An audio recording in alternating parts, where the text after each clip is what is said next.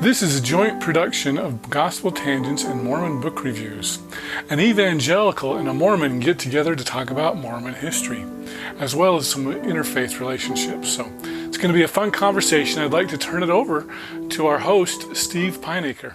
Welcome to Mormon Book Reviews, where an evangelical encounters the restoration. I want to thank all of you for the great feedback that I've been getting from you for the last few weeks since I launched this channel. Now, the goal of the channel is to review the books of my bookcase sitting behind me. And also I found out that I'm going to also be reviewing books from authors who are already sending me their stuff, which is very exciting. Part of the structure of the channel, I'll do the book reviews, I'll do an occasional commentary called Quick Takes, but the meat of the program is the interviews. My intention is to interview many of the authors of the books that I have reviewed. And then also I want to interview prominent Mormons and influencers, such as the individual that I'm going to have on today, which I'm very honored to have. One of the people that I've been watching for over 3 years. I've learned a lot about Mormonism and the restoration and history. It's been a wonderful time watching the show, and I would have never imagined that my very first interview would be with the one and only Rick Bennett. What an intro! Wow, I'm embarrassed almost by that, but anyway, glad to be on your show. It's been awesome. You know, it's so funny. You and I had the conversation a couple of weeks ago where we kind of introduced ourselves to each other, and I reached out to you, and you were so wonderful in how you responded to me, and so we had a conversation, and I worked up the courage to ask you to come onto my show, and so you said with one caveat. I'm like, well, what is that? You got to give me the opportunity to ask you how in the heck did you, this evangelical, get so interested in Mormonism and its history? So Here's your chance, Rick. Here's your chance. I'm always amazed when non-Mormons are interested in Mormon history. And so, what got you into that? That's interesting. So, it's okay. So it started at the age of 10. I would say about there. I was very interested in Mormonism. Probably encountered it the first time is when we were staying at a Marriott hotel, and I came across the Book of Mormon, and I saw the Arnold Freeberg paintings, and I was enamored by them. And I'm looking at these battles going on, and then I'm looking at this thing that looks like Jesus in the sky, and what's going on here? And I was so fascinated by it. And so that was kind of my first introduction. And my parents, well, it's those people from Utah, and they have a different Bible, and it's different from ours, and just the standard, stereotypical stuff. And so, okay, well then, around this time, about the largest Christian television station in the country, which was located in Chicago, actually aired the God Makers on their network. And I actually didn't watch it because it seemed kind of scary to me. But what they did was they kind of previewed the series by showing the God Makers cartoon. So imagine being a little kid and seeing that God Makers cartoon, which is basically propaganda, right? And having that kind of influencing the way that you see things. But I was still fascinated by it. And so that was that. And then I also have to say that growing up, I watched a lot of Battlestar Galactica reruns. And I was always a very spiritual person from a very young age. So the themes in Battlestar Galactica, they have a lot of spiritual things in there, like the Lost Tribes and Adama. And then you had, you had a Satan type character, and you had all this good and evil. And it really spoke to me in a way that Star Wars didn't. Even though I love Star Wars, the spirituality of Battlestar Galactica spoke to me on a deeper level. Now, do you know that was written by a Mormon? Well, of course I do. Okay, good. Yes. So let me show you part of my book collection is actually on the bottom. I have a Cylon from Battlestar Galactica. I have the complete original series. That's funny. But yeah, Glenn A. Larson being a Mormon. And of course, I found out that Kobal was actually Kolob. So, they had Kobal in the Battlestar Galactica show. So I had no idea that it wasn't until high school that I realized that it had all this Mormon doctrine in it. And I thought, no wonder I liked that show so much, because I've been into Mormonism most of my life. Wow, who knew about Battlestar Galactica was a proselyting tool? It kind of was, I guess. Yeah. So it was kind of it was pretty wild. So I answered your question. Yep. Did I answer? Okay, so I answered your question. So I have a quick question for you. Okay. What in the world what caused you to? I reach out to you, you reach out to me, and we talk on the phone. I think we kind of bonded pretty quickly. What made you decide that you were going to take a chance on me and take me under your wing like you have? Well, you haven't been one of those jerk evangelicals that I encounter all the time. Okay. So I will apologize to all the evangelicals, but a lot of you are not very nice, and you were nice. So that's all it takes. Just be nice to me, and I'll be nice to you. So Okay. Well, I appreciate that. And I've been on the bad side. I've seen the bad side of evangelicalism too. So I'm very sensitive to trying to be Christ-like and show compassion and try to show understanding for people that are different from yourself. That's what Christ was all about. And I try to remind my evangelical friends, I've told a few about this, and they're like, well, just be careful. You got to, well, that's fine as long as you're correcting them. I'm like, no. That's not what I'm here to do. I'm here to have a conversation. And I really feel like there's a lot that we as evangelicals can learn from the restoration. Well, and to be fair, nobody likes to be corrected, and Mormons like to correct a lot of people as well. I know there can be jerk Mormons out there too, and so yeah, nobody wants to be corrected all the time. If you want a real dialogue, I have a great admiration for. I don't know how to say his last name very well. I think it's Richard Muau. He's an evangelical. They do a lot of stuff with BYU and interfaith stuff. And those are people that I just have tremendous respect for. And I appreciate people like that who aren't trying to correct and are trying to understand. And I think if more of us talked with an idea of understanding instead of an idea of, hey, I'm going to convert this person, we could go a long way. So. And that goes for Mormons as well as evangelicals. Don't try to correct everybody. Just be understanding and interested. That's the main thing. No, amen to that. So just to add one more little thing about me, because this is kind of going to be my introduction to many of the LDS, and that is I do come from an evangelical background, but I had some faith struggles throughout the years, and I've kind of come through the whole spectrum of one's faith journey that you would take. And now I'm coming back into it with my eyes wide open, with a better understanding of what it means to be a person of faith and to be tenderhearted and be humble. And so that's kind of what's led me into that. Now I have a lot of interesting things that have happened to me in the past, but my main thing is that has informed me, and it's allowed me to engage people like you. And again, so many people from the various restoration branches and Missouri and Utah and everything. They've shown so much Christ-like love towards me that to me, that's what I'm feeling. So I'm like, okay, well, I'm just going to go with the flow. So that's a little bit of background for us and how we ended up here, right? Yeah. So now I guess the interview begins, Rick. Well, before you go there, I just want to add one more thing. I just had an interesting Facebook conversation with LDS gentleman. I'll try to keep it a little bit generic, but at any rate, one of his questions to me was, how do you keep your faith knowing all this intellectual stuff? And do you know any LDS authors that speak to you? And I was like, and he named a few, but I'm not going to do any name dropping there. But I said to him, there are some non-LDS authors that I just absolutely love, and I will name drop them. John Dominic Crossan, he's a former Catholic priest. He's in the Jesus Seminar. I could listen to him for hours. John Spong, who's an Episcopal, I guess a former Episcopal priest. I think he just retired. I could listen to him for hours. Bart Ehrman, he's a former evangelical.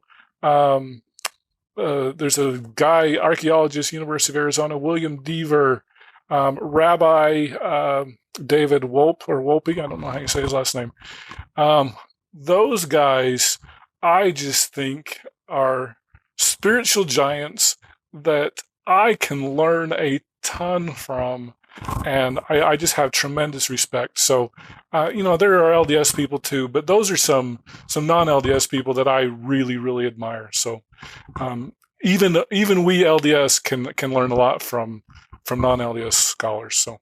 Yeah, well, those are some giants. They're intellectual giants, and these are people who know a lot, but have on varying levels do have faith, and that's important, and that's a good jumping off point, because where reality and science and the spiritual meet, that's kind of where we need to be.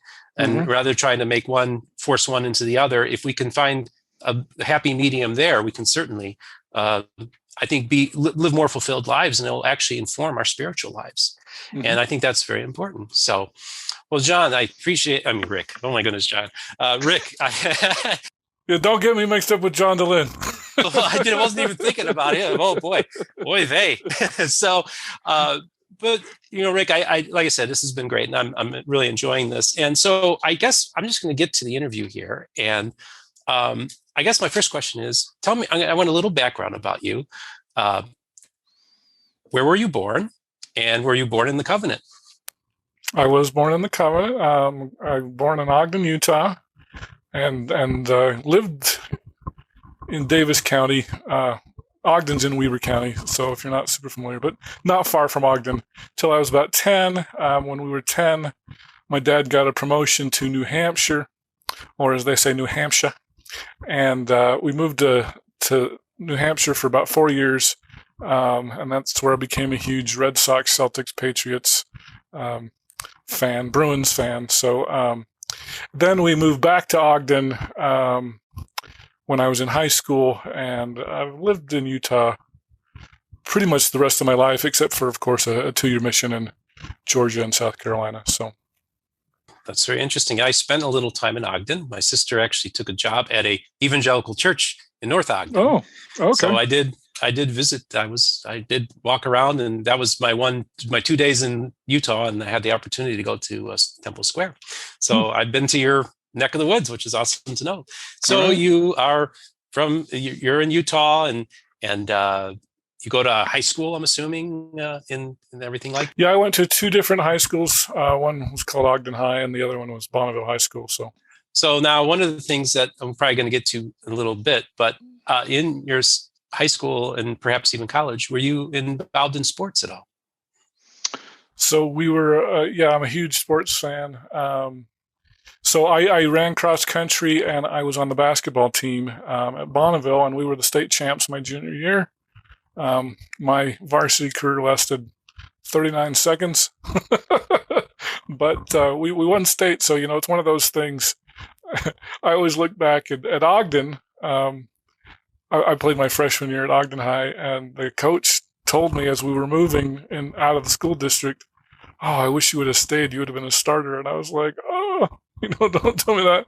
So it's kind of like, should I have stayed a starter on a bad team, or, a bench warmer on a good team? And honestly, I don't know. I didn't like sitting on the bench.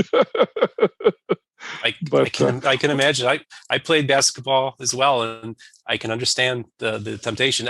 You can always say you were on a state champion. They can't take that away from you. Right.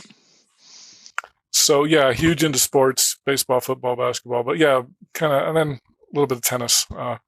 We were big. My brother actually lettered in tennis, and we were big. That was big when John McEnroe and Jimmy Connors and all those guys were good. So I'm sure that dates me a little bit, but I was a huge tennis fan back in the day. So that was quite big back in the day. I do remember that. So here you are. You're kind of a jock, right? A little bit. Yeah, kind of.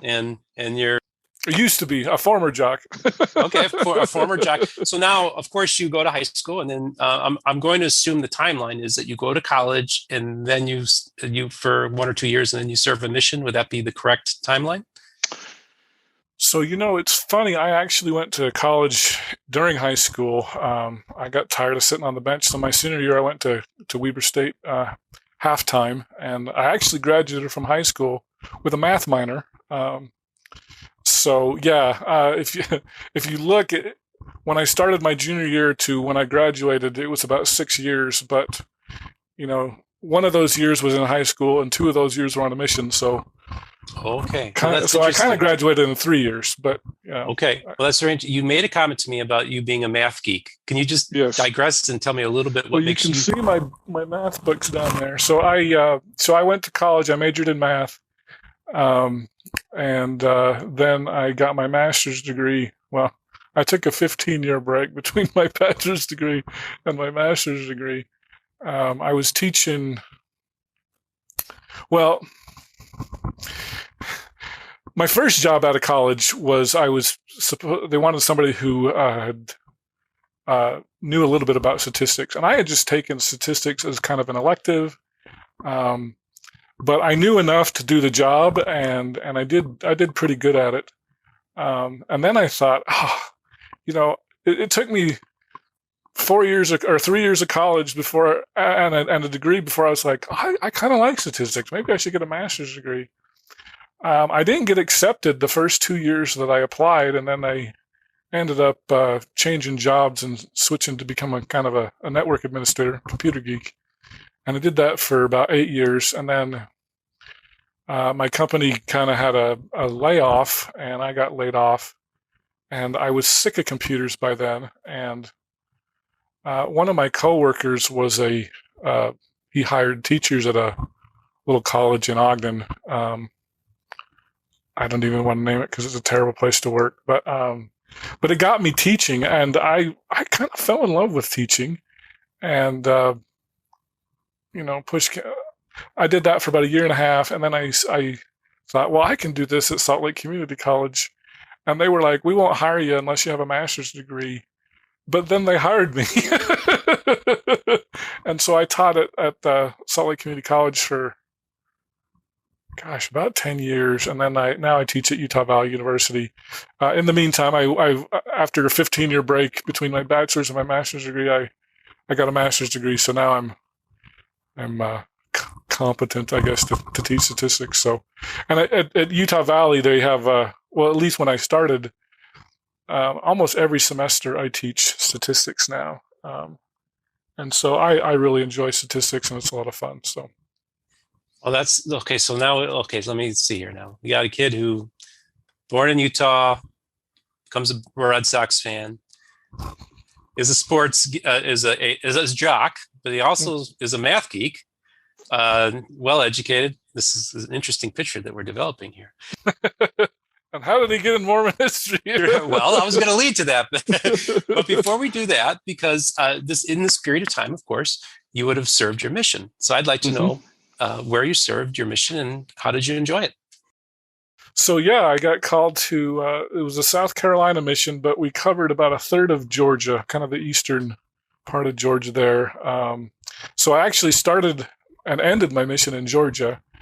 Started at Fort Stewart, Georgia, which is just southwest of Savannah, about 25 miles. It's funny because everywhere in Georgia, almost everywhere I was at a military base. So I started at Fort Stewart, Georgia. Then I went to Sumter, South Carolina, where they've got an Air Force base there, Shaw Air Force Base. Then I went to Spartanburg, which was kind of a college town. That was the only town that wasn't military. Then I went to Columbia, which is Fort Jackson, and then I ended up in Augusta and Fort Gordon. So I spent a lot of time around a lot of military people. And, I have to say I loved the winters in South Carolina and Georgia. It snowed twice. One time it snowed and melted, and then the other time it snowed. And it stayed cold for about a week, and they pretty much shut down the state. And I was like, oh man, this is nothing. What are you talking about? But I will say they didn't have any snowplows. And so the roads were actually even though it was only like 3 or 4 inches, it stayed on the roads because they didn't have any way to get off the roads. And, that was kind of funny because we get tons of snow in Utah, and that was just nothing. But yeah, it was great. Bible Belt. We met a lot of Baptists and Pentecostals, and and my mission president was, I think it was the one before, but my mission president kept it, where we had 180 scriptures that we were supposed to memorize. They had a telestial, terrestrial, and celestial level. And so I was pretty good at memorizing those scriptures, and they came in handy. And I confess that I enjoyed what we called Bible bashing with we'd get with preachers or whatever, and hammer out the scriptures, and mostly it was proof texting, where you were taking scriptures out of context, but it was fun. I enjoyed that. That was kind of right up my alley, but towards the end of my mission, I had a couple of really good companions, and they, rather than Bible bash, they used the scriptures in a way that was more loving than more contentious, and I was just like, wow. I was just so impressed. I still remember Elder Griffiths, and he doesn't even remember me, but he laid such a foundation for me, and how, if you're really going to try to convert somebody, you do it through love. You don't do it through intellect. And I will say, I only spent about 3 weeks with him. I think that's why he doesn't remember me, but I sure remember him. And I've actually caught up with him, and he's like, now who are you? And I was just like, wow, you changed my mission, and you don't even know who I am. But it's funny how some of those things work. People who you don't realize the impact you have on, and other people are like, wow, how impactful that was. So that's fascinating. So here you are, you're in the buckle of the Bible Belt, and you're encountering all these evangelicals and fundamentalists. I believe that sounds like you would have been in the Bob Jones University territory. Yeah. So that's those are a notorious group. They're kind of viewed with the evangelicals and them kind of view each other with suspicion. Oh, really? Yeah, because they're so far out there. I actually attended Christian schools, so we actually used some of Bob Jones' curriculum in our textbooks. Wow. So I know them. I'm acquainted with them. Did you ever have any run-ins with them?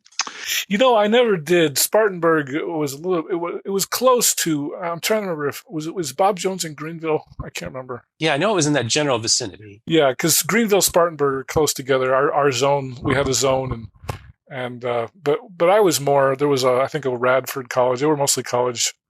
It was more of a college town. And I didn't really run into any Bob Jonesers, but we were sure familiar with them. We knew who they were. So yeah, they're notorious and infamous with us too.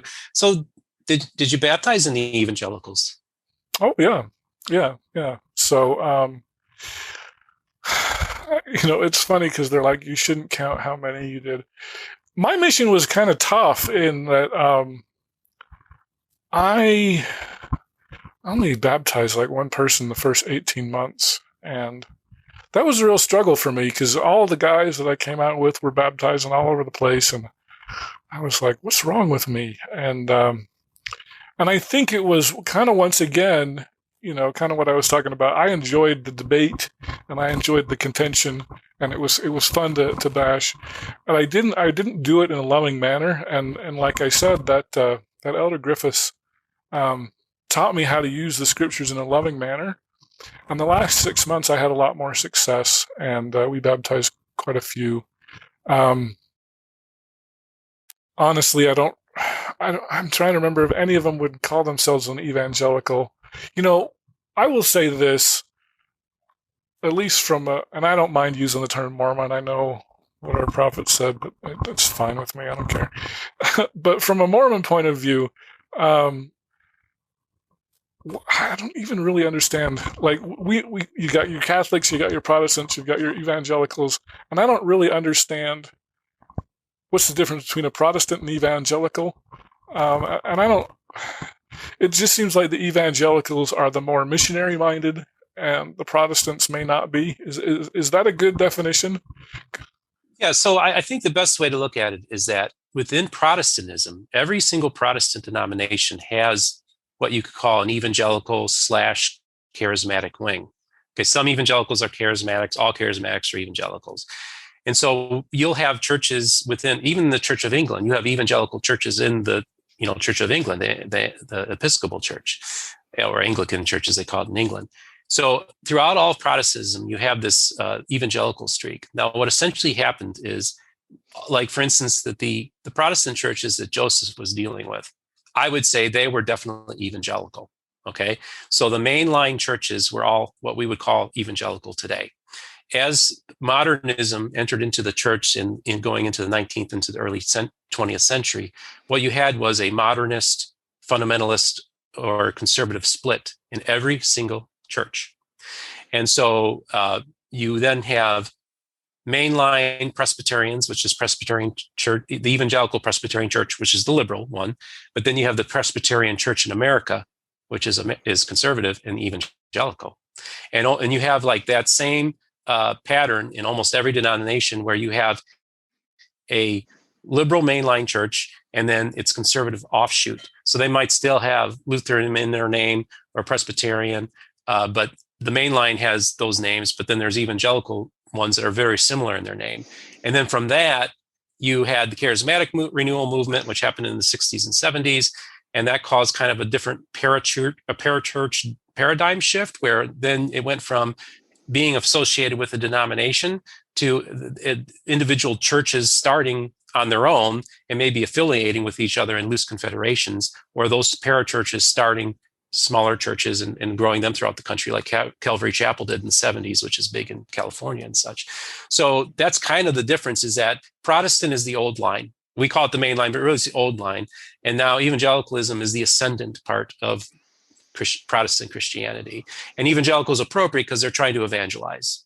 Does that kind of clarify? And when you say charismatic, I think of Pentecostals speaking in tongues, people with kind of raucous, clapping in church, and maybe drums and guitars and things like that. Whereas Protestant mainline, would be more subdued worship services. Is that kind of a fair breakdown of how that is? It's all those conventions are breaking down. And basically what happens is, even with your mainline churches, you have a situation where the evangelical, the traditional churches now have contemporary service and traditional service every Sunday morning. So many of them are doing that. I guess the biggest difference is that Pentecostals came out of Southern California, Azusa Street, around 1906. And these were basically poor people, Black people, as well as Armenian. The Kardashian family comes from the Pentecostal movement, just so you know, and I can actually give you inside information on that. But essentially, the Armenian population migrated to Southern California and joined forces with basically the lower destitute people of society. It was interracial. It was not segregated, and that's where the Pentecostal movement came out of. And they started their own set of denominations, which can be called Pentecostal denominations. Then in the 60s and 70s, you had the charismatic movement. My father was a chapter president of Full Gospel Businessmen's Association, and they were very big in pushing the interdenominational speaking in tongues and charismatic and the gifts of the Spirit in all of the Protestant churches, also the Catholic Church. So my dad's area also included South Bend, Indiana, and he would have these Catholic priests praying over people, speaking in tongues. One Catholic priest would go, he'd be praying over people, and he'd have a cigarette hanging out of his mouth while he was praying for people. So it was a real mishmash, kind of like Kirtland, 1831, 1832, a lot of stuff going on, right? And so that's how you differentiate. The charismatics come out of the Protestant movement. The Pentecostals are their own kind of beginning thing around 1906. Yeah, it's some of the divisions still. It's very confusing. But then, of course, as I've been delving into the restoration, guess what I found? Yeah, it can get confusing with Mormons too. Exactly. Yep. So here we are. We've kind of painted a picture of Rick Bennett and who he is, the math geek and the jock, the well-educated man. And of course, I just want to throw this in just briefly. One of your jobs is that you are in the sports broadcasting industry. Mm-hmm. You want to speak to that just a little bit? Yeah. So it's kind of funny. My brother was really into TV sports. He was a producer at Fox and NBC affiliate here in Salt Lake City, and ESPN came to town one time and said, "Can you help us out for a football game, University of Utah?" and he was also a DJ. And the night that they wanted him to come, he couldn't because he was working. So he asked me if I would go in his place, and I'm like, "Are you kidding? ESPN? This is awesome!" And so I went in his place, and that was 25 years ago. And I've been doing it ever since. It was funny because it wasn't looking to do it, and it was just fun. But I run the little scoreboard on your screen, flag, 1st and 10, 2nd and 8, jazz on a 10-2 run, whatever. So I do lots of sports. I've done water polo. I do a lot of work for the Pac-12, some work for the Utah Jazz, CBS, NBC, ABC, whoever comes to town. So occasionally I'll do some out of town stuff. When I was doing ESPN's kind of come back, and so, at least with me, I used to do a lot of college football, and I've been to Florida State, I've been to Rutgers, I've been to Michigan, the big house. And so, I mean, for me as a sports fan, it was a dream come true to get paid to watch sports. Are you kidding me? This is awesome. So, okay. So Rick, you have this extraordinarily fulfilling life, it sounds like to me. And of course, before we get into where we're heading, tell me a little bit about your family, wife and kids and all that. So yeah, I was a late bloomer. I didn't get married until I was in my 30s, but I've been married about 20 years, so I guess you do the math. But yeah, I've got 3 kids, 2 in high school, and then 1 in 6th grade. He's almost junior high. So it's funny, my 2 oldest, sometimes they'll be working, and it'll just be my wife and my youngest son and me for dinner, and it's like, what happened? Where is everybody?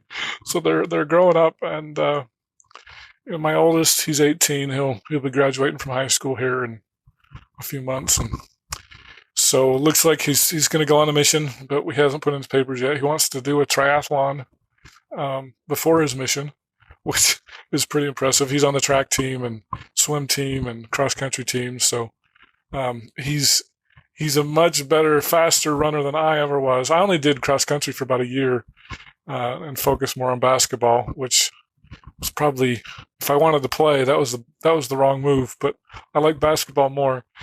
But yeah, so he's and I'm a terrible swimmer. He's a much better swimmer than me. So, but yeah, so then my kids are PB and J, Preston, Brandon, Jessica, which we didn't really do on purpose, but that's great. Oh, that's awesome to have that, and you weren't even planning on it. That's hilarious. Yeah. So you're gonna have a future Iron Man in your family. That is pretty cool, dude. Yeah.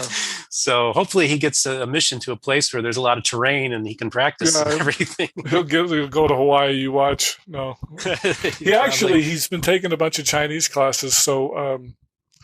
Maybe he'll go to China. Who knows? But we'll see. Wow, boy, what a time to go there. Yeah. Interesting. So you got the family. You've got a fulfilling life. You're into sports. You're into math, and you're a well-educated man. And all of a sudden, you decide you're going to start doing something called Gospel Tangents. Now, what was the seed of that? Where was the idea? And what made you decide to want to do something like that? Well, I've always been really interested in the scriptures and church history. I guess the first seed. I don't know do you remember the old TV show Mysteries of the Bible? It was on A&E or the biography. Oh, channel? Yes. I loved that show. Sometimes I even show clips of it in my Sunday school class. And I don't know. I've always been a huge Bible fan, Book of Mormon fan, and so about, when was it? Right after. So when I went back to get my master's degree, I quit my job and decided to go back to school, and I got a part-time job, and I had a lot more time. Plus, I was commuting up to the University of Utah, and I got into podcasting and I decided to start my own blog, and so I did a little bit of blogging for about 10 years, and then I thought, you know what? I like this. I'm gonna put my name out there, and we'll see if anybody listens. And so I decided to start Gospel Tangents. Let's see, this is my 5th year, so about 4.5 years ago. So And I should mention the name, Gospel Tangents. I had had a couple of friends in college, and they were debating about whether Adam had a belly button or not, which apparently I didn't know at the time, somehow related to the Adam God doctrine. I don't know how that works, but anyway. So we were standing there talking, kind of debating this, and I don't know that anybody even would ever know, and the one guy made a quip, yeah, this is the Gospel Tangents class out in the hall. And I just thought that was the coolest name. And so that's kind of where I got the name. And then when my kids were younger, they were probably 8, 9, 10, around there. And I had told them a Book of Mormon story, and they didn't know it. And I was like, you don't know about Nephi and Laban and, all that stuff.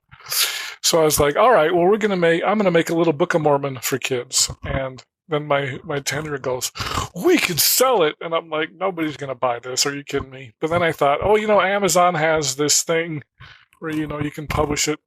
I was like, we'll sell it for $1. And I was shocked. So my kids drew these little stick figure drawings. They're not good at all. But, that were what they did. And the purpose was just to teach them about the scriptures, and I printed out a copy. But I was shocked that people were buying these things, for $1. Who cares? So then, so we did a Bible for kids. We were like, we're going to sell that one for $3 because, that anybody will buy that.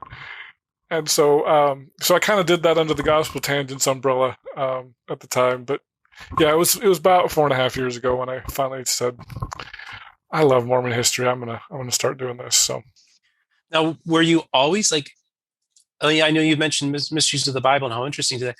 Were you interested in Mormon history when you were around your kids' age, like that, 8, 10, 11, 12 years age? Or when did you decide or when did it become interesting to you, I guess? So what? I got married in 2000, and I believe, if I remember right, it was about 2000, maybe it was 2002, because we have pictures of my wife pregnant. So she was pregnant with my oldest son, and we were at Nauvoo.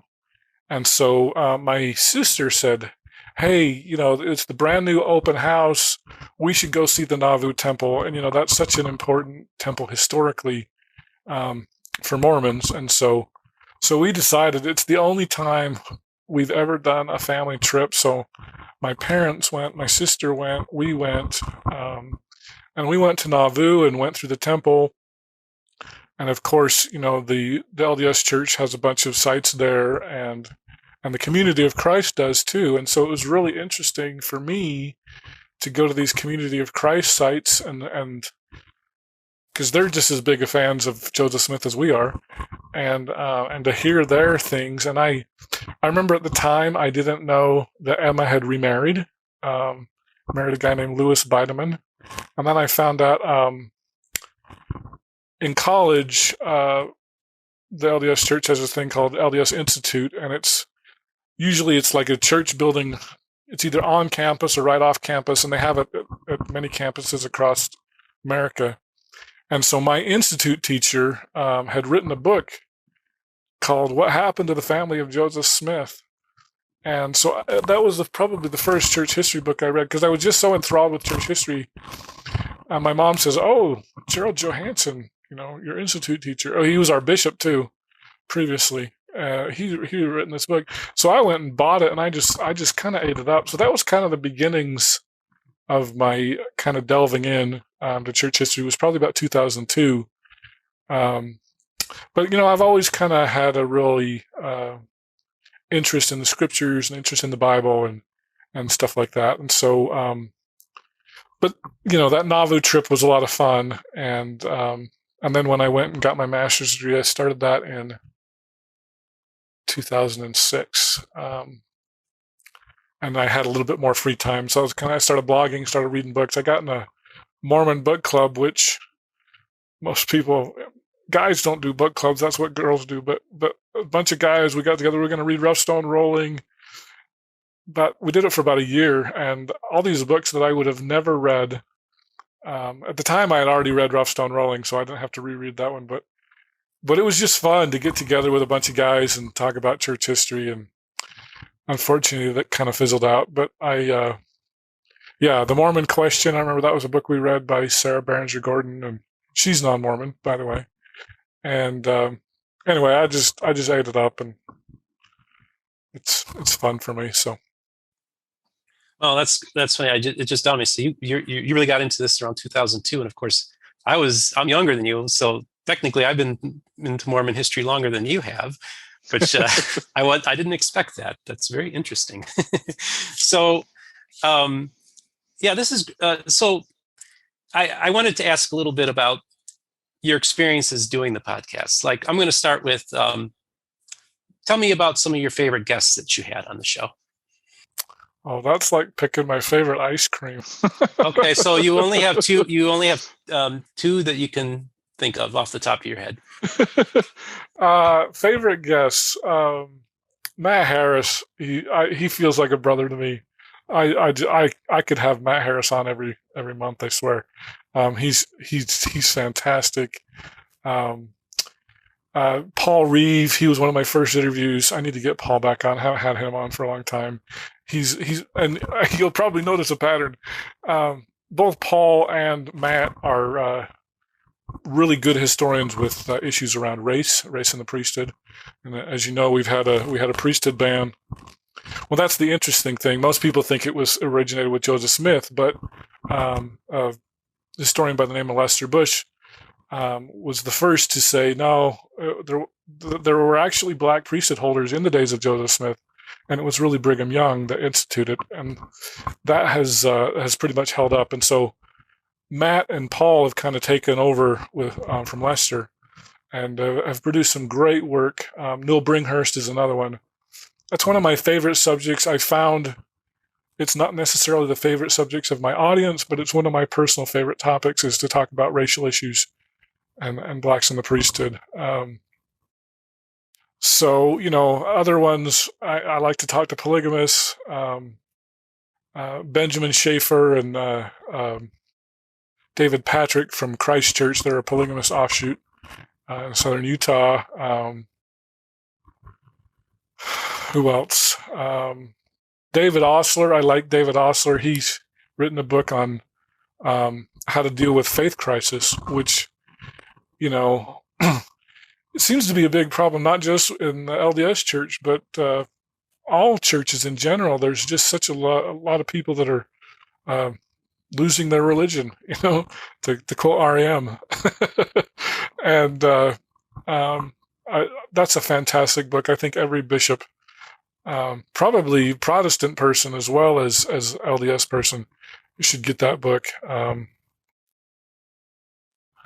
Anyway, I could go on and on. There's that's interesting. You'd mentioned the polygamists, so I just have to kind of, do they ever go to you and say, Rick, this is the way to go, this is how to do it? Do you ever have, like, whether it's them or other groups, do you have anybody try to proselytize you into their group? Not really. The interesting thing about Christchurch is they do have missionaries, and they have the Sunstone Symposium usually in the summer, usually in Salt Lake City, and so they have missionaries there that attend Sunstone, which you'd never ever see LDS missionaries doing that. But I'm not a fan of polygamy. They know it probably. I don't know how well they know it, but yeah, I have big problems with polygamy. But I think Lindsay Hansen Park, I don't know if you know her, but she gets proselytized way more than I do. So yeah, she's got a lot of stories to tell.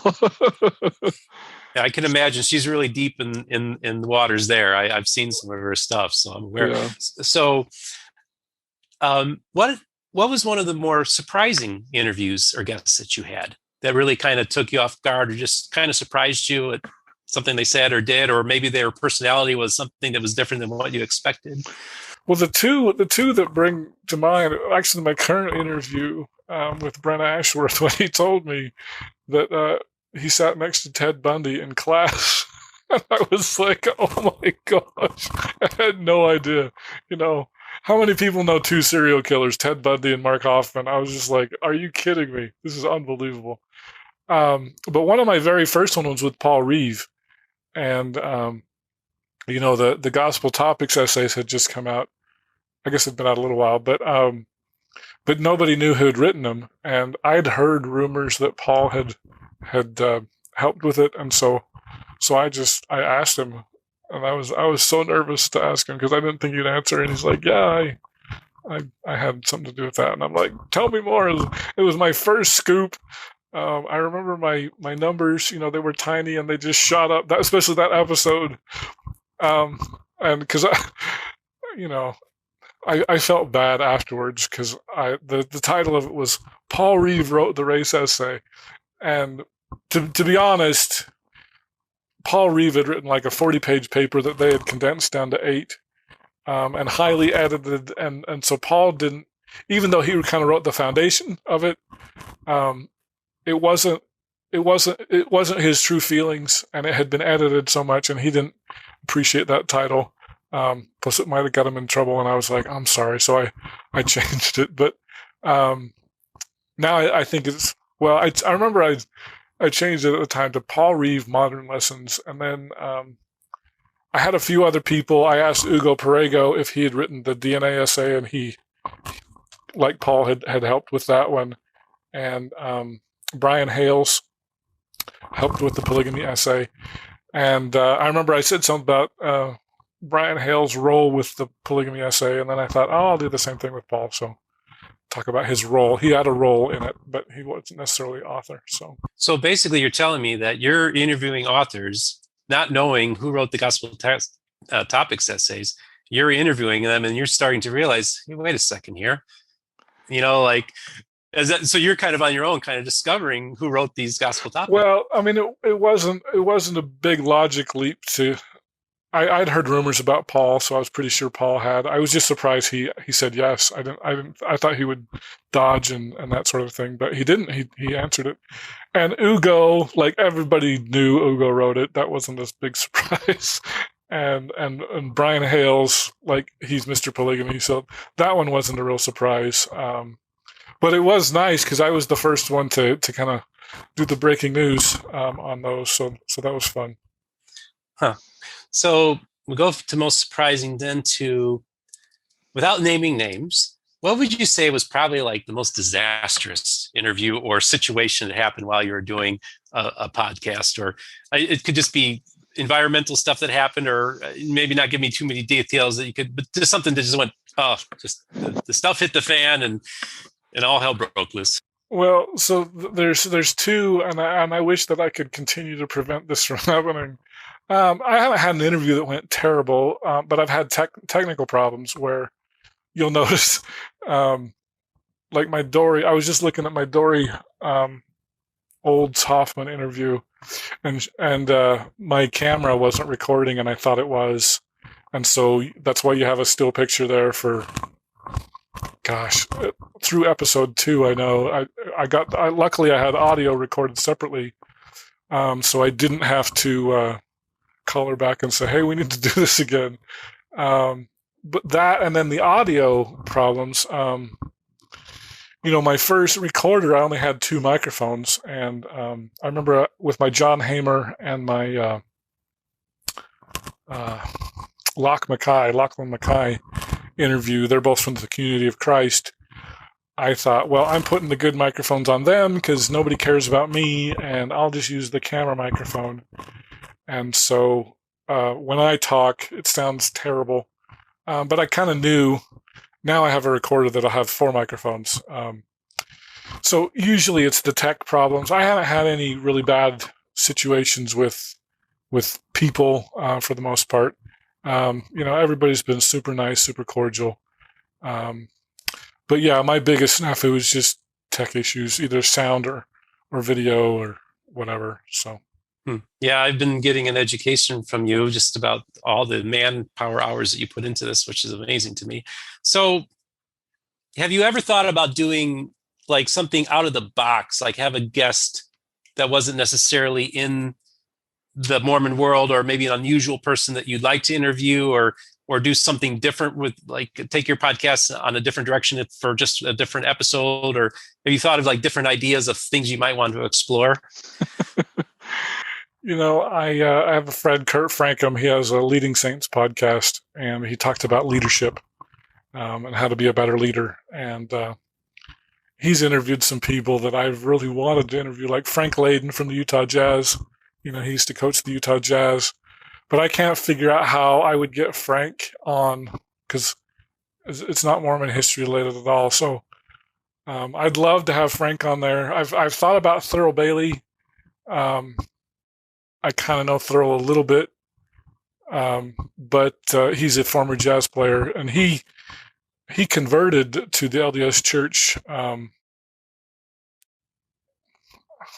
So he played in the NBA for a bunch of years, and then he went to Italy for a few years, and he joined the church in Italy, and then he came back and he played for the Jazz for a year or two after. So it was kind of during his NBA career, but while he was in Italy. But I haven't really been able to figure out a good angle for that. There's lots of sports people I'd love to interview, but I'm so Mormon history focused that I try to keep with that. So okay. So of course, right now you've been working on the Brent Ashworth interviews, and of course, in the last few weeks, we've had the Murder Among the Mormons on premiere on Netflix, and it's caused quite a buzz. You've probably seen a surge in viewers interested, in those topics. Absolutely. So what has that meant to you to have this renewed interest in some of your older guests? And then you're putting out new material, which you're kind of filming it and editing it and putting out there, which is a little different than what you normally do. What's it been like with going through this whirlwind? Yeah, it's been fun. I've tried to take advantage of that. So, my old Hoffman, especially Shannon Flynn, those interviews are really good. A lot of the comments I get, especially with Shannon, are what happened to his voice. And he had lung cancer, and it had a big chunk of his lung removed. And so it's kind of nice for people to hear him in his normal voice, because now his voice, it's almost like a loud whisper. And when I saw him on the Netflix, they had the image of him for the ad. I thought, oh, Rick's had him on there. Yeah. And I was like, oh, well, he's been on there. And then he started talking on the trailer, and I thought, oh, that's a different guy. So I completely disconnected. And then earlier today, I was going through some old stuff, and I thought, I'm going to look at that. And I played the tape, and I realized that is Shannon Flynn. And I was listening to your video. So thank you for answering that, because and that's good that people can hear his original voice, and that you documented that for. Yeah, Shannon just gave an interview this weekend, and I found out that one of the nerve to his vocal cord was paralyzed during the surgery, and that's why his voice. And in fact, he's had a new surgery that's trying to fix that. But he's going to sound like President Kimball for the rest of his life, probably. And President Kimball had a raspy voice too. So it's sad, but I'm glad we still have Shannon around. And lung cancer's not anything to mess with. So that's for sure. Yeah, no, this is very interesting. Yeah. So this has been, this whole Hoffman thing. Of course, this would cause interest for outsiders outside of Mormonism to want to investigate. I recently did a review of the Salamander book. I thought this is a good introduction if people are interested in the topic. And so I thought, okay, this is kind of a cool time for people to kind of get to know a little bit about Mormonism and its history. And I think what we're doing, what might be beneficial to the outsiders as well. And so it's been an opportunity. So here you are, you kind of alluded to this earlier in our conversation. And when somebody asked you, like, how is it that you have all this information, about the full spectrum of Mormonism, and you know the entire history, and you kind of know some of the things that maybe an average Sunday going Mormon doesn't know. And so you've been exposed to all this history because you're just so interested in it. I just would like to know, how has that informed and strengthened your faith? Well, I'm going to cheat. I know John Dehlin had I'm trying to be nice. But I don't know how to be nice. A hit piece on a recent fireside that Patrick Mason gave. Patrick's the head of Mormon studies at Utah State University, and somebody in the Mormon historians group said, "Can we get this without John Dehlin's commentary?" And I was so glad to do that, because I don't understand what John has against Patrick Mason, because Patrick's one of the nicest people that you can meet, and I think he acknowledges most of the problems with church history, and I think the world of Patrick. Patrick's a good guy, and I think Patrick's fair. But one of the things Patrick said was, there's kind of this narrative, especially in the ex-Mormon communities, of, hey, if you study church history, you're guaranteed to lose your testimony. And Patrick said, that's just not true. He said, for one, I know all this stuff, and I'm a believer, and I would put myself in that category too. It's not a given that you have to lose your testimony. If you study the Bible, there's lots of problems with the Bible, with the Exodus story. Did Moses even exist? We've kind of touched on that. And I'd like to get more into biblical commentary and that sort of a thing. I did that with Colby Townsend earlier, and we got into a lot more than I expected with that interview. And so there are lots of people who know the issues of the Bible, of the Book of Mormon, of church history, of Mountain Meadows Massacre, that still believe. And so it just feels like a false narrative that, oh, if you study church history, I'm compelled to disbelieve. I acknowledge there's lots of problems. The Mountain Meadows Massacre is one of the worst. I would say it is the worst chapter in Mormon history. Probably the second worst is the Mark Hoffman bombings. And I think the church is more of a victim in that than they were in the Mountain Meadows. But if we look at the Crusades, all of us, if we're Christians, we, in a sense, bear that terrible atrocity. There's lots of stuff, lots of skeletons in everybody's closet, whether you're Muslim or Jewish. When I look at the stories of the walls of Jericho and how the Jews, they walked around 7 times and then killed every man, woman, child, and animal. That's genocide. How can we be, as Christians or Jews or Muslims, how can we defend that? That's terrible. That's not what Christ taught. That's terrible. And so I don't care who you are. If you're a student of the scriptures, whether it's the Bible, the Book of Mormon, whatever, you've got to deal with these issues. I look at Abraham. One of the most appalling things, we talk about Abraham, the father of monotheism. He was the original Moses, in a sense. The fact that he sent out his wife, Hagar, and child to go die in the desert, that's appalling to me.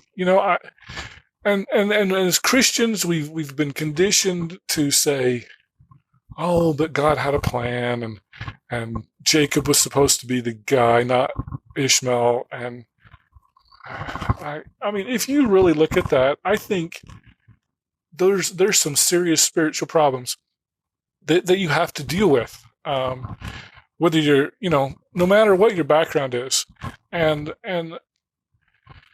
you can still choose to believe, and in some cases it is a choice. But I guess the article of faith, I'm trying to remember which one it is we believe all things in hope. Let's see. I'm going to butcher it now. I had it a second ago. But seek after the good things. Faith, virtue, love, charity, kindness, humility, diligence. Indeed, we believe we follow in the admonition of Paul. Seek after the good things. I'm not going to defend Abraham sending Ishmael out to die in the desert with Hagar. I'm not. To me, that no Christian would do that. Whether or not I have a testimony of polygamy, which I don't, that's just appalling behavior. So there's lots of things that every Christian, I think, if you're a serious student of the Bible, you need to look at and come to grips with. And you can't just say, "Oh, it compels me to disbelieve." Maybe it does. Maybe if you're happier outside of a church, I don't want you to be miserable. You shouldn't be miserable. Maybe Christianity is not for you, but there are a lot of good and bad things with every church, with every institution, and I actually like wrestling with these dilemmas. But it's not for everybody. I'm sure there's probably some people that are like, "How can he attack the story of Abraham?" But I got problems with that story.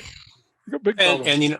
And you should. I think that's those are things that I've struggled with as well. I mean, there's many things in the Old Testament, and there's even things in the New Testament. I mean, even Christopher Hitchens said, "You think the Old Testament's bad? Well, Jesus gave us hell." The concept of hell. It's like, oh boy, that's a good point, Chris. Yeah, point taken. So, that's the thing about having a real, a challenged faith is if your faith is never challenged, and and your view of faith is basically what you were taught as a child, and you never wrestled with it. We should wrestle with God every day. That's part of the faith journey. And it actually strengthens us. And when you're not wrestling with him, and you're absolutely right about everything you said. You got to wrestle with that. Now, the problem that I often see is the very thing that they criticize, let's say fundamentalists, people, literalists and everything like that, who have a very black and white worldview, is that people like John Dehlin and the ex-Mormon crowd, they fall into a type of fundamentalism where everything is either or, black or white, and they start quoting scriptures at you like a fundamentalist does to prove their point. And I'm like, okay, guys, you're kind of doing the same thing. And not only that, but you've basically just made materialism your new God. And you have your sex, and you have your sex, S-E-C-T-S, within Mormonism. I'm sure there's sex too as well. But you have all you have all these competing ideas of groups, and it basically becomes a pseudo religion. And so, to me, the materialistic alternative to faith is such a dead end. And I always tell people that the spiritual aspect of we as humans is something that needs to be nurtured, because we are the ancestors of those people who started burying their dead when they recognized about 150,000 years ago that we're more than walking pieces of meat. That there's a spark, there's something important that we need to preserve and bury them with things that are important to them, and have ceremony and have an idea of an afterlife, a spirit, a soul. And we have to realize that is hardwired into us. And that's what made us who we are. And to deny that is to deny your basic humanity, and you're denying your very ancestors. Now we're talking about pioneer ancestors. We're talking about people from 150,000 years ago. They helped us make us who we were. And the spiritual aspect is something that needs to be nurtured. And if they don't do that, they end up becoming very angry and very hurtful. And they end up just adopting materialism and things of this world as their God. And I just find that to be a very sad thing to do. Well, it's hard because not everybody likes to study this stuff.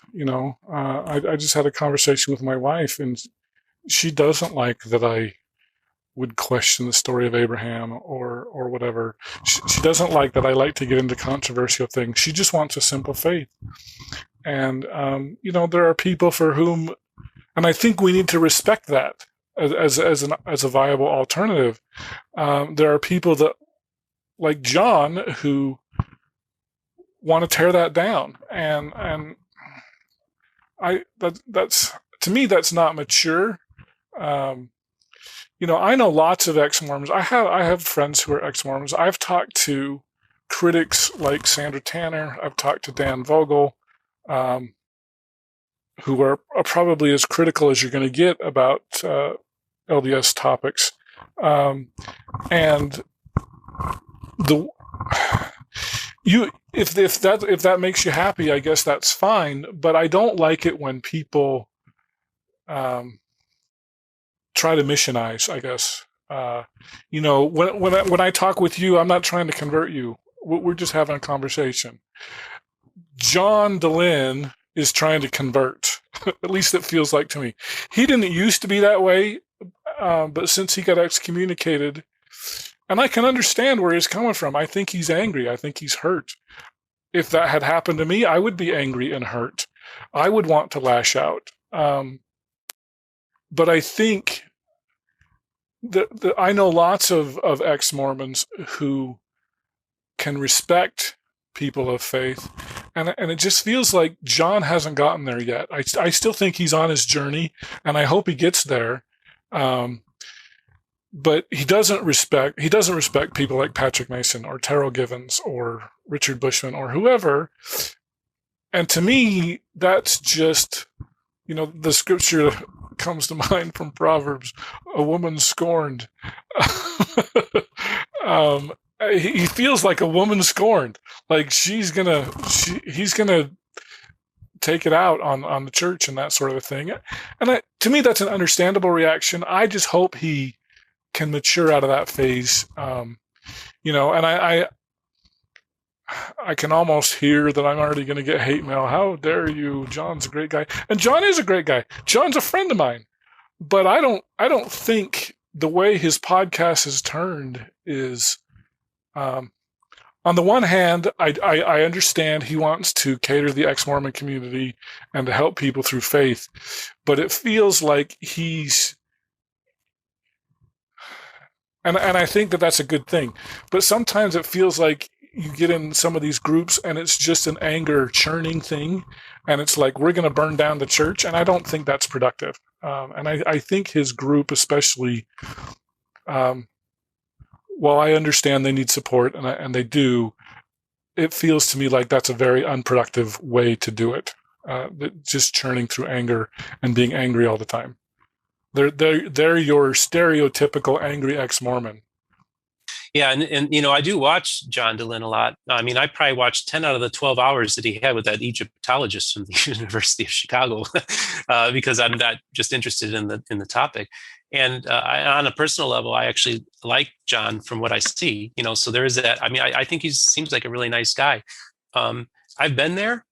I felt that exact same anger that he's felt. And he is in his own way trying to be constructive, in that he's doing things and he's being productive at this time. But I do feel that he is on a journey. And, it's like, as Christians, we need to, just have a heart of Christ for them too, and just try to love them. And I think if we can show them that love, then maybe some of that anger will melt away. And to me, that's what it's all about, is having that, bridging those gaps, because, being angry at God or being angry at the church is a very spiritual faith type kind of thing. Anger is also part of who we are. And so he's just kind of in that other spectrum. And, so that's what we just got to look at it as just being on that journey. But I completely get where you're coming from, because my heart goes out to the guy, and it's like, and I feel bad. Like John. Yeah. And I feel bad because he'll go after Terrell Givens. It's like, well, I don't understand why they don't go on my show.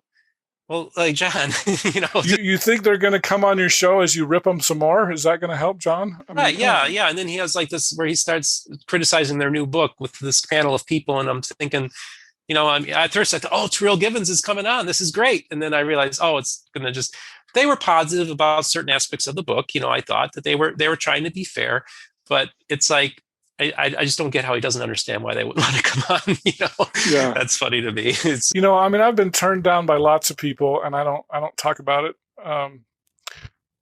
So one guy turned me down 3 times, and then he finally said yes, and through a friend. So I think it's important to if you're going to publicly call out Terrell Givens and Patrick Mason, you're just shooting yourself in the foot. It's not going to help. So yeah, that's for sure. So here we are. We're 20 years into the 21st century. The future was the year 2000, of course, growing up, right? And so we're 20 years into the 21st century. We're getting close to 200th anniversary of the church, and of course the 200th anniversary of the first vision. So as we enter into this new time period, now that we are in the information age, and people are becoming informed what's on the internet, and the church is publishing the gospel topics essays. What does the future of Mormonism look like to you? I'm a historian, not a future teller. Well, okay, all right, but based on history, so I mean, what do you think? So, like, the history and the history of religion and stuff like that. Do you have any inkling where you think this is going? Do you think there might be like some kind of turn that you wouldn't have expected, something down the road that you didn't see coming? Or I mean, it's like my March Madness bracket. I'm terrible at picking. Yeah, of course. Yeah, Loyola beat Illinois today, so Yeah, I saw a lot of that. people's brackets. Yeah, that busted a lot of brackets. Oh. So, I mean, just the stuff that's happened the last 5 years has been a surprise to me. 2-hour church now instead of 3. That's been a surprise. What they're doing to the Salt Lake Temple is horrible, if you ask me. And the Manti Temple, I'm very disappointed to hear about that. We're killing our own history. Why would we do that? I think President Hinckley would be rolling in his grave to find out what we're doing there. To take out those beautiful murals that we spent so much time and effort and money, and that, to me, that's very disappointing. But I'm not the prophet, so above my pay grade. But the combining of elders and high priests, I would never have predicted that. I remember I walked in late to that meeting with my son, and I was like, did they just dissolve the high priest quorum? The guy's like, yeah. And I was like, wow. So President Nelson's definitely got his surgeon's knife out, and he's cutting out what he thinks is garbage. So I don't know. I wouldn't have predicted all the stuff, many of the things that Elder Nelson or President Nelson has done. And I have no idea who's following. We don't have any other surgeons in the quorum. so maybe it won't change much, but yeah, it's future telling is very hard. So I can imagine.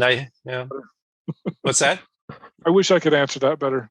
No, that's fine. Yeah, I mean, I knew that was kind of throwing a curveball at you a little bit there, but yeah, I feel the same way. I kind of think that we're going to see continued growth in the third world, like with religion in general. You'll see it in the Mormonism, everything like that.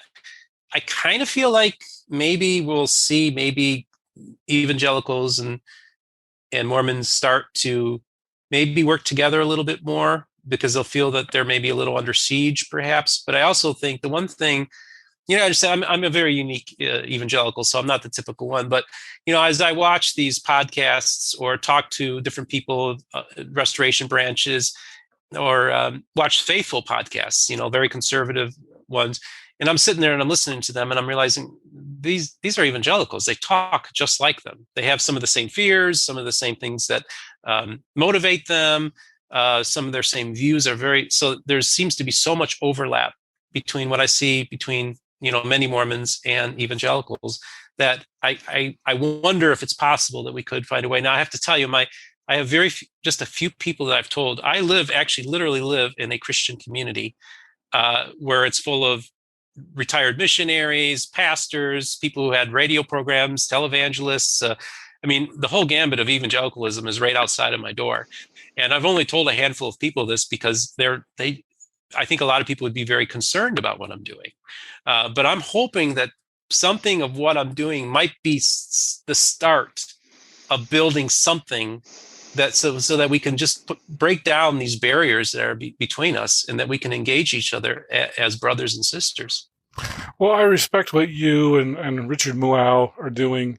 My view, and this is a little bit political, and I don't mean to go that far, but Jerry Falwell in the 1980s, with the moral majority, he tried to get a link between Mormons and evangelicals, and he was successful, but especially in the 1980s under Reagan. But it seems lately, and I believe Jerry Falwell did that with evangelicals kicking and screaming, and we don't want Mormons to help us. But Jerry understood that with certain things, get some stuff accomplished. But I look at people like Robert Jeffries, and those sorts of people that they'll vote for Donald Trump, who's had lots of affairs and speaks terribly and wouldn't know a Bible if it hit him in the head, but attacked people like Mitt Romney as not being Christian, not and it seems like that coalition that Falwell developed in the 80s has broken, and I appreciate people like you and Richard Muau that are trying to kind of build this back up, but I don't see a lot of evangelicals wanting to embrace Mormons. They think Mormons are too weird. They don't, our Jesus is different than your Jesus, and I mean to some degree, I guess that's true. But shouldn't there? I think there should be lots more of places where we agree than where we disagree, and I don't understand the animosity from certain evangelicals, and it bothers me. It bothers me a lot. And I will tell you, when you first reached out to me, I was a little bit nervous, but you're a nice guy. And so, you know what? I'll give everybody a chance, and you're different. You're not Robert Jeffries, and God bless you. I do not like that guy at all. But and there are too many like him. I'm not a big fan of the guy. I mean, like I said, I'm just kind of my own person, and I recognize my past and where I come from and respect that. And I'm just I guess I'm still on a faith journey as well, but I'm also kind of there. Like, I've been through a lot, and maybe some of the stuff that I went through can be helpful to other people who are also going through their wrestling with God. And I think that's a healthy thing. And part of it is reaching out to people that are different from you and learning from them. Somebody went to me and says, well, as long as you're there to correct them. I said, no, I want them to correct me. Because I know that we have a lot of prejudices, and there's a lot of fear in the evangelical community. And, I always tell people, fear is not from God. And if you're afraid and you're fearful of other people, you need to question where that fear is coming from. Mm-hmm. and understand that, God doesn't give us a spirit of fear. But if you're living in fear all the time, then you need to reassess and look in the mirror and quit pointing your fingers at the other. And then maybe you'll be able to start to grapple with God as well, and how it is to have a faith that's challenging, that is ultimately rewarding. And that's how you live in the Spirit, and that's how you can achieve the fruits of the Spirit, is by trying to embrace the Spirit of Christ. So that's kind of a little spiritual part there, but that's great. and so I want to thank you so much for this, Rick. You were my first interviewee, I guess, and it's really meant a lot to me to be able to do this now. You will be among one of many. I've got already about 3 or 4 author interviews lined up. I was never expecting that Rick Bennett, the man that's been on my Roku television where I watch you on my 43-inch screen, and there's Rick Bennett now talking to me in my office here. It's been a real honor and a real privilege, Rick. And I'm going to leave links in the description to your website as well as to your channel. And so please support Rick and everything that he's doing. He's doing a great job. It's really done a lot of good for me as well, and given me an education. Rick, before we wrap this up, was there anything you wanted to add? No, I wish more evangelicals were like you. So I think there's a lot that we can do interfaith, and I wish that more of us would reach out to people we're scared of and talk to them. I think that's what Christ does. I think that's what Christ did. Christ reached out to the stranger, and we all need to treat each other as Christ did, and we'll be a better society. So, well, amen to that. Well, folks, thank you very much for sitting through my first interview. Please like and subscribe. I definitely want to hear your comments, and let's take this journey together and have some fun. Thank you, and have a great day. Thanks.